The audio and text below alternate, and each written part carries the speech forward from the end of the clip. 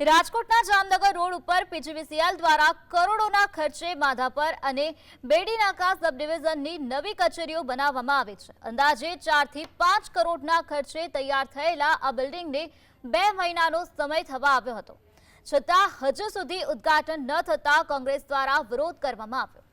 કોંગ્રેસ અગ્રણીઓએ અલગ અલગ બેનરો સાથે પીજીવીસીએલ કચેરી ખાતે પહોંચીને તાત્કાલિક નવી ઓફિસો શરૂ કરવાની માંગ સાથે અધિકારીઓને રજૂઆત કરી હતી।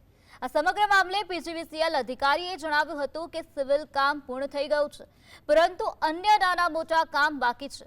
આ કામ પૂર્ણ થયા બાદ આગામી 15 થી 20 દિવસમાં બંને નવી કચેરીઓ શરૂ કરવામાં આવશે।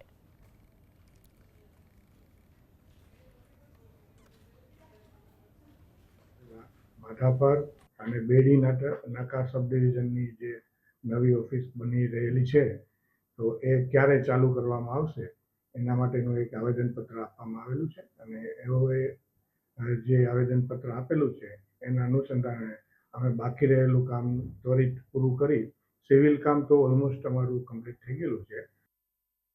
જીબીના જે પ્રશ્ન છે, લોકોની લાઇટ જાય છે, બિલ ભરવાના જે પ્રશ્નો છે, વહેલામાં વહેલી તકે ઉકેલવામાં આવે એવી અમારી કોંગ્રેસ પક્ષની માગણી હતી।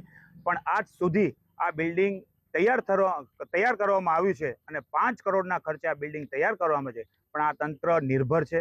ઉર્જા મંત્રીનો ટાઈમ મળતો નથી, એટલે અમે આજે એમડીને રજૂઆત કરવા આવ્યા છીએ કે વહેલામાં વહેલી તકે આ લોકો માટે ઓફિસ ખુલ્લી મૂકવામાં આવે।